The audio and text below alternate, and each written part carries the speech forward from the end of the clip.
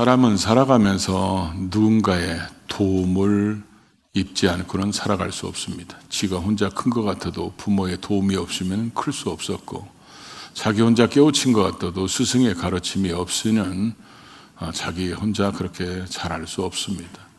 좋은 친구들도 만나고 동료들도 만나고, 그래서 인생이 서로 돕고 도와주고 그러면서 감사가 뭔지를 배우면서 살아가는 것이 인생입니다. 때로는 우리가 힘들고 어려운 일이 닥쳤을 때 여기서 끝인가?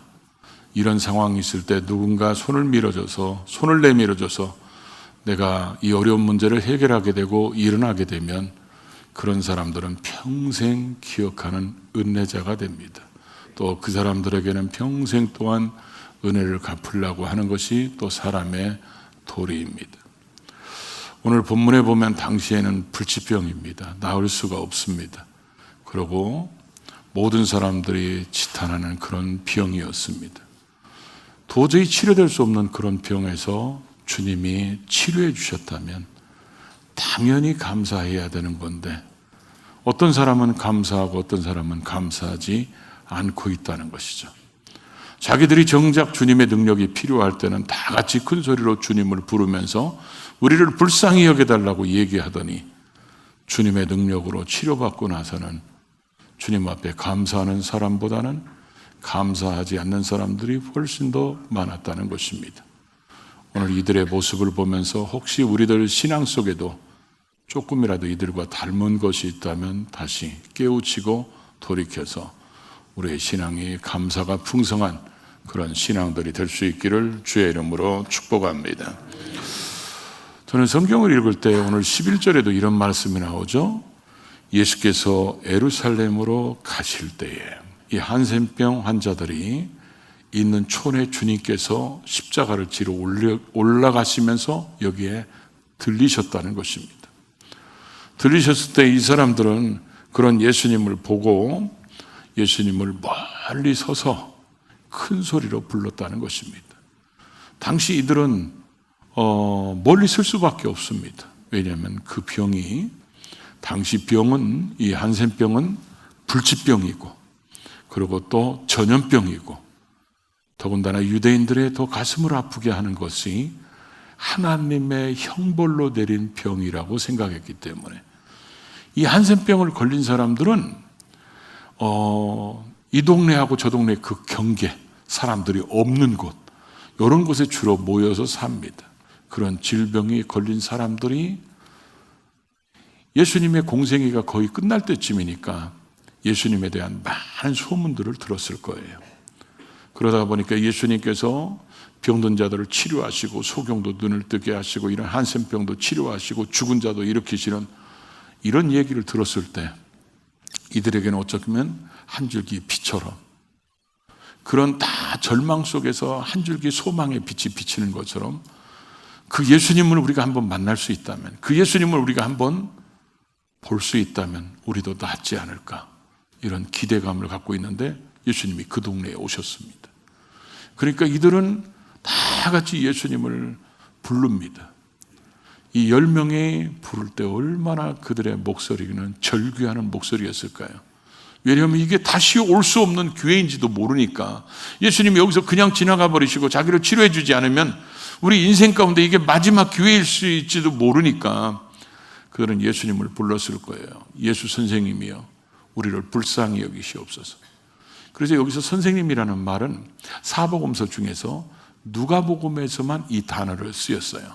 근데 누가복음에서 보통 이 선생님은 랍비라고 보통 그러잖아요. 근데 여기서 이 선생님이라고 했을 때 이 누가복음에만 기록되어 있고, 이 말을 제자들이 예수님을 부를 때 사용한 단어입니다. 누가복음에서. 근데 이 단어 속에는 어떤 의미가 있냐면, 선생님은 우리에게 가르치는 분이잖아요. 가르치는 분인데 이 가르침의 권위가 하늘로부터 온 분, 이런 의미를 담고 예수님을 다른 선생님들과 다른 특별한 신적 권위를 가진 선생님, 이런 단어로 예수님의 제자들이 예수님을 부를 때 이렇게 불렀는데, 이 단어를 지금 이 10명의 한센병 환자들이 그 단어를 사용하고 있다는 것입니다. 그러니까 예수 선생님이요, 예수님 당신이 지금 그렇게 가르치고 말씀하시고 하는 모든 것들은 하늘의 능력을 힘입은 말씀이란 것을 우리는 믿으니까 우리를 불쌍히 여겨달라. 이 불쌍히 여겨달라는 말이 뭐예요? 인간의 비참한 삶 속에 하나님의 자비하심이 우리에게 있게 해달라. 이때 쓰는 단어입니다. 이들이 이렇게 예수님을 불렀을 때 예수님이 보셨다고 그랬습니다. 10명이 그냥 떼거지로 부르고 큰 소리로 부르니까 예수님이 보셨는데, 그들이 예수님이 부르는 그 소리가, 그 부르는 것이 예수 선생님이여 우리를 불쌍히 여기다는 이 속에는 예수님이 보실 때 믿음이 있는 고백이었습니다. 그래서 성경은 압축돼서 기록되어 있기 때문에 그런 것까지 다 써 있지는 않지만 예수님은 그들을 보시고 이렇게 속으로 물으셨을지도 모르죠. 내가 너희를 낫게 할 수 있다고 믿느냐? 그들은 고백 속에 이미 했잖아요. 예수 선생님이요, 우리를 불쌍히 여겨달라고. 그러니까 그들의 고백이 뭐예요? 주님이 그렇게 하실 수 있음을 믿습니다. 그 얘기겠죠. 그랬더니 주님이 가서 제사장에게 보여라. 너희가 그렇게 믿는다면 너희가 믿음대로 될 테니까 가서 제사장에게 보여라. 그래가지고 이들이 제사장으로 지금 보이러 가는 중간에 이 병이 치료된 것을 보게 됩니다. 이 병이 치료된 걸 보고 이들을 생각해 봅시다. 일생 동안 있을 수 없는 일이 지금 일어난 거예요. 자기들이 지금까지 살아온 인생 중에서 다시는 잊어버릴 수 없는 그런 놀라운 지금 은혜가 임했고 치료가 임했고, 이거를 누가 이렇게 이들을 치료해 주겠어요? 이게 그래서 불치병이잖아요. 전염병이고 하나님의 형벌이 임한 병이라고 생각하는 이 병을 자기들에게서 치료하시는, 자기들이 예수님이 말씀하시면 그렇게 하실 것이라고 믿었더니 그런 기적이 일어났을 때 이들은 가슴이 얼마나 뜨거워졌을까요? 주님이 말씀 한마디에 우리가 그 말씀을 믿고 갔더니 주님이 우리를 저렇게 치료해 주셨구나. 그런 것들을 지금 그들이 경험하고 나서 주님의 그 치료, 주님의 그 사랑, 그 주님의 그 은혜에 이들은 감격할 수밖에 없었을 것입니다. 이게 얼마나 감사한 일인지. 우리는 성경을 읽다 보면 하나님께서는 우리에게 어떤 감사를 원하실 때 감사할 수 있는 거리를 먼저 주시고 우리에게 감사하라고 하신다는 것입니다. 여러분은 안 그랬겠지만 저는 옛날에 그랬어요. 우리 하나님이 날강도인가? 왜 자꾸 하나님 앞에 헌금하라고 그러지? 맥주감사도 드리라고 그러지? 아니, 우리가 보리농사 지는데 자기가 뭐 했어? 추수감사 뭐 드린다고 그러지? 아니, 추수하는데 내려와서 도와준 거 하나도 없잖아. 왜 그런데 그런 걸 명령형으로 내라고 그래? 하나님은 우리 거 뺏어가는 추접스러운 하나님인가? 아니, 여러분 말고 제가 그랬다고요? 제가 그랬어요. 근데 나중에 하나님 만나고 나서 은혜를 깨달으니까 날강도가 아니라 하나님이 주셨기 때문에 그렇게 하나님이 당당하게 우리에게 요구하신다는 그 믿음이 생기니까 하나님께 드리는 것이 우리에게는 뭐예요? 당연한 것이라는 거죠. 그분이 주시지도 않고 그렇게 얘기한다면 강도지 뭐겠어요? 근데 지금까지 신앙 좋은 사람들이 하나님 앞에 헌금하면서 강도라고 신고한 얘기를 제가 들어본 적은 없어요. 하나님이 우리에게 주셨다는 것을 인정하기 때문에 우리가 그렇게 하시는데, 지금 이 사람들도 지금 하나님께서 자기들을 이렇게 치료해 주셨다는 이게 죽을 때까지 잊을 수 없는 그런 감격, 그 은혜잖아요. 받을 수 없는 은혜였고 누릴 수 없는 은혜인데 자기들에게 주어진 거야. 근데 왜 9명의 사람, 90%의 사람들은 감사하러 안 하고 그들이 그렇게 무시하고 멸시했던 이방 사람 취급하는 사마리아 사람만 왜 와서 큰 소리로 하나님께 영광 돌리며 감사했느냐는 거예요. 이게 어떤 누리는 것들이 너무 당연한 걸로 여기면 사람들이 굉장히 뻔뻔해져요. 외국에 있는 스타들이 우리나라에 왔거나 스포츠 선수들이 우리나라에 왔다가 밤에 한강에 사람들이 그렇게 많이 조깅하고 밤에 운동하고 모여서 놀고 그런 거 보면 이 사람들이 기절합니다. 거기다 대고 그 시간에 배달까지 된다는 거. 이건 세계 역사의 유례를 찾아볼 수 없는 획기적인 사건인데 우리는 아주 평범한 거라 아무 감동이 없어요. 그런데 세계 사람들은 보면 어떻게 이런 일이 일어날 수 있냐? 왜냐하면 저녁이면 무서워서 나가지를 못하거든요. 그 시간에 여자 혼자 돌아다니면 납치되거나 강간당하거나 살해당하거나 이런 일들이 빈번하게 일어나기 때문에 밤에 공원에 가는 것은 불가능해요. 우리도 외국 나가면 관광지 가니까 조금 그런 것이지 다른 데 가면 밤에 절대로 돌아다니지 못합니다. 선교지 가면 더 그래요. 해 떨어지면 밖에 못 나가요. 그 정도로 우리 위험한데 우리는 늘상 보고 있으니까, 그리고 늘상 배달시켜 먹으니까 아무것도 아닌데 사람들이 볼 때는 기가 막힌 일이에요. 건강한 사람들에게 하나님 앞에 감사하라고 그러면요, 이게 사람들이 아프고 나서 치료돼서 건강을 하면 이게 감사를 잘하는데, 지금 이 사람들을 보십시오. 이 사람들한테 그냥 감사하라고 하면 이게 감사할 수 있는 상황입니까? 아니죠.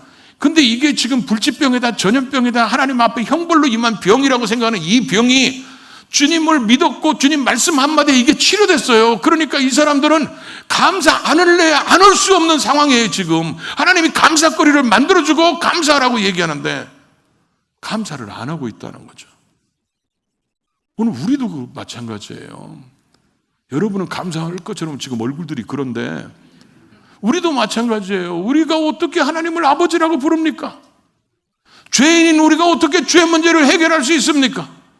그래서 하나님께서 예수님을 보내셔서 우리 대신 십자가에 죽게 하셔서 그 예수를 안 믿는 의심 많은 우리들에게 성령님이 오셔서 마음에 감동해서 믿게 해서 구원받게 하고, 하나님이신 그분이 우리 속에 와 계셔서 하나님의 성전된 육체를 가지고 살게 하고 아버지라고 부르는 놀라운 특권을 가지고 살고 있는 우리가 하나님 앞에 원망불평 잘해도 감사는 잘 안 하잖아요.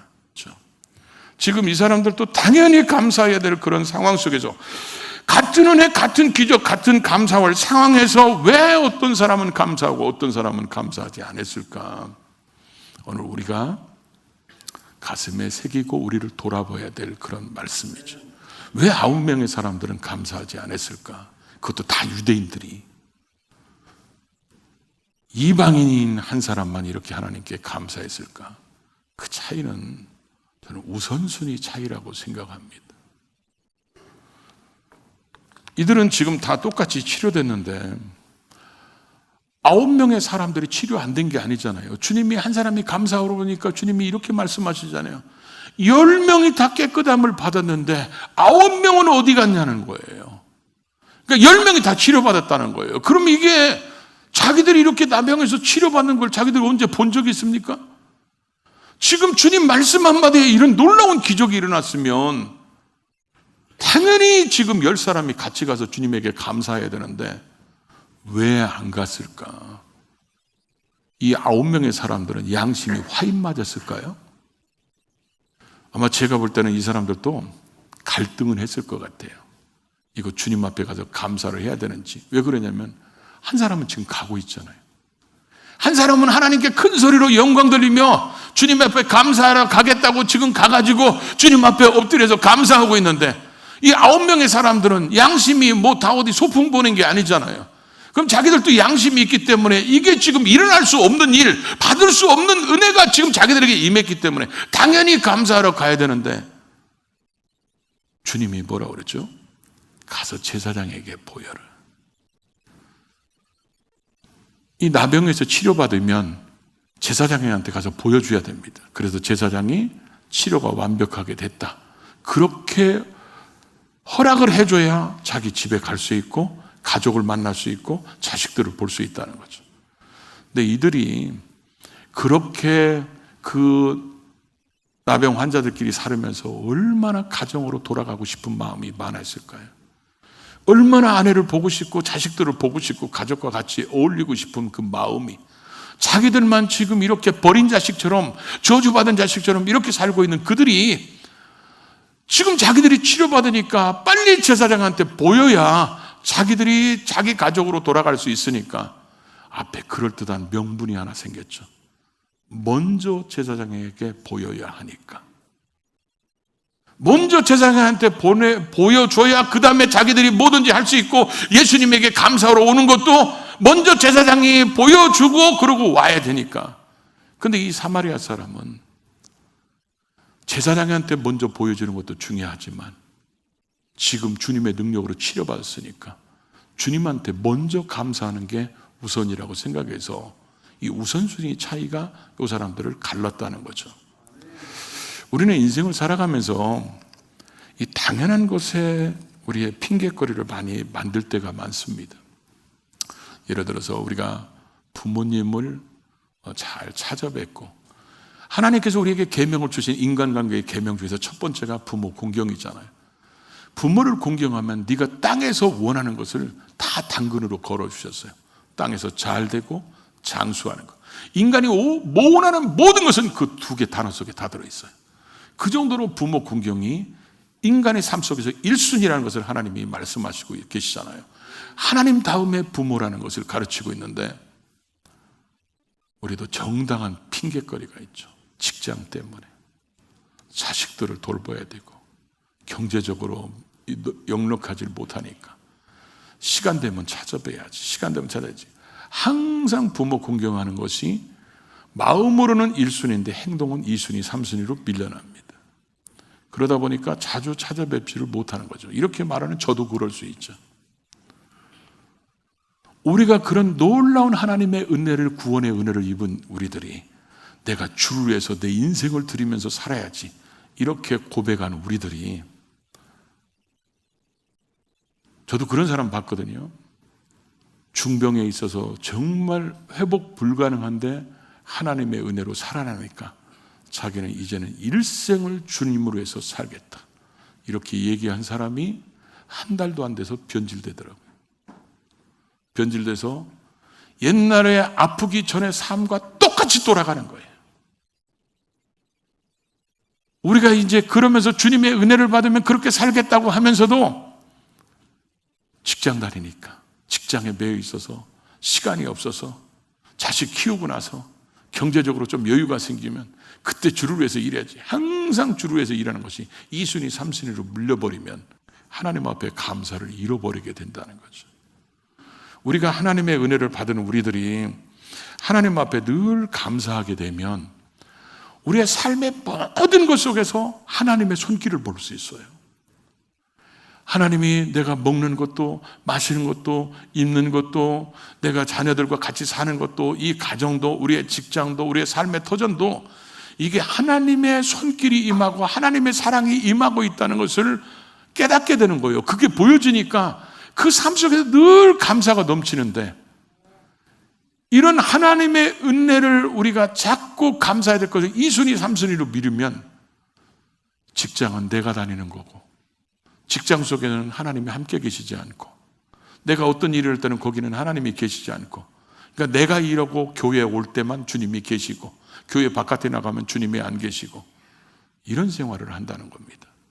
그러다 보니까 정말 감사해야 될 우리들이 감사하지 못하니까 세상 사람들이 우리를 보고, 제가 전에 이런 예화를 한번 얘기 들었는데, 어떤 분이 한 동네로 이사를 왔어요. 이사를 왔는데 갑자기 이사를 오게 돼가지고 주일날 교회를 가야 되는데 어떤 교회를 가야 될까, 어디 있는지도 잘 모르고, 그러다 보니까 사거리에서 교통순경 아저씨가 막 이 신호를 하는 거예요. 그래서 저분한테 물어봐야 되겠다. 그래가지고 제가 여기 어제 이사 왔는데 여기 좋은 교회가 어디 있어요? 그랬더니 저쪽으로 우측으로 가셔서 거기서 조금만 가면 거기 교회 있다고 그러는 거예요. 그래서 거기 가서 예배 드리고 오다 보니까 교회가 여기도 있고 막 그러는 거야.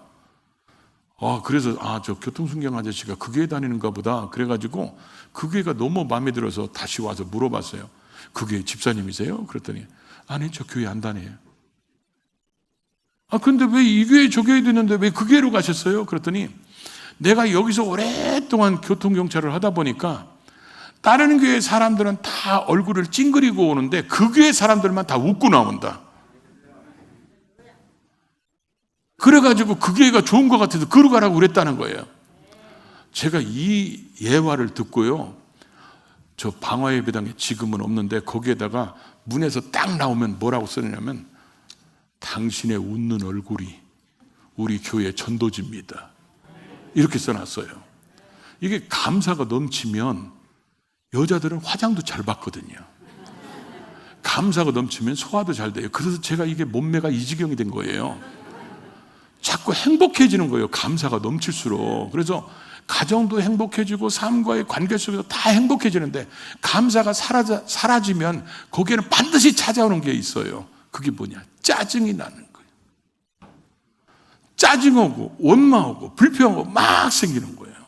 그래서 하나님께서 우리에게 감사할 거리를 만들어줬잖아요. 지금 이 사람들에게 감사할 거리를 만들어줬어. 그리고 우리한테 감사를 원하시는데, 항상 이게 이 순위로 밀리면, 감사가 잊어버리면 우리의 삶 속에서 하나님의 일하심이 안 보여요. 그러니까 늘 신앙과 삶이 별개가 돼버리는 거예요. 이게 감사가 넘칠수록 신앙과 우리의 삶이 일치가 돼가지고, 교회만 하나님이 계신 게 아니라 우리의 가정에도 계시고 생업의 현장에도 계시고 우리 자녀 속에서도 일하시는 하나님을 보게 되는데, 감사를 잃어버리게 되면 그런 게 안 보인다는 거예요. 그래서 주님께서 오늘 말씀하셨죠. 10명이 다 깨끗함을 받았는데 그 9명 어디 갔느냐? 이렇게 9명을 찾을 때 그 속에 저와 여러분의 이름이 있으면 얼마나 부끄러울까요? 주님이 이 9명을 찾을 때 저와 여러분은 거기에 없기를 바랍니다. 어떤 분은 그럴 거예요. 주님이 우리 9명 찾을 때 나는 대답 안 하면 돼. 다 알고 계세요. 감사하는 그 한 명의 사람을 통해서 우리가 또 하나 배울 수 있는 거죠. 있죠. 19절에 보면 이 사람이 큰 소리로 하나님께 영광 돌리며 주님 앞에 와서 엎드렸다는 거예요. 엎드려서 감사했다는 거예요. 그랬더니 19절에 뭐라고 써 있습니까? 그에게 이르시되 일어나 가라. 내 믿음이 너를 구원하느니라 하시더라. 저 귀절을 해석해 놓은 주석서들을 쭉 이것 주석 저것 주석 막 이 사람이 쓴 주석 찾아보면 저 귀절은 거의 해석이 똑같이 돼 있어요. 뭐라고 돼 있냐면, 성경은 이제 압축돼서 기록돼 있으니까 주님께서 말씀하셔서 그들이 믿고 갈 때 나병에서 육체가 다 구원받았어요. 그런데 감사하러 온 저 한 사람은 영혼까지 구원받았다는 거예요. 이건 또 우리에게 뭘 가르치냐면, 오늘 말씀 주제로 보면 하나님께서 감사거리를 만들어주고 감사하는 사람에게는 또 다른 감사거리가 생긴다는 겁니다. 왜냐하면 그래서 감사하는 사람은요 계속 감사하고, 원망하는 사람은요 원망거리가 계속 생겨서 계속 원망만 해요. 우리의 인생을, 삶을 천국으로 만들어가는 사람이 있고 지옥으로 만들어가는 사람이 있어요. 뭐든지 감사하십시오. 우선은 하나님께 감사하고 우리 주변에 있는 모든 사람에게 다 감사하다고 생각하고 감사하다고 표현해 보십시오. 그러면 만나는 사람도 행복해지고 다, 그러니까 자기가 행복해지는 거예요. 그런데 만나는 사람마다 원망 불평이고, 너 때문에 그래, 당신 때문에 그래, 계속 우리 회사 때문에 그래, 이런 사람들은 계속 마음이 지옥을 이루게 되는 거예요. 오늘 주님께서 당연히 감사해야 될 이 9명의 사람들, 이 사람들이 감사하러 오지 않은 것 때문에 이런 말씀이 기록되게 했거든요. 우리는 이 한 사람처럼 뭐든지 감사할 것을 만들어주시고 우리에게 감사하라고 하시는 그 하나님께 언제나 감사가 1순위에 나가지고 우리의 감사가 풍성하기를 바랍니다. 그럼 우리의 감사 때문에 많은 사람들이 더, 하나님께는 영광이고 많은 사람에게는 더 행복을 줄 거예요. 그런 감사가 넘치는 저와 여러분이 될 수 있기를 주의 이름으로 축복합니다.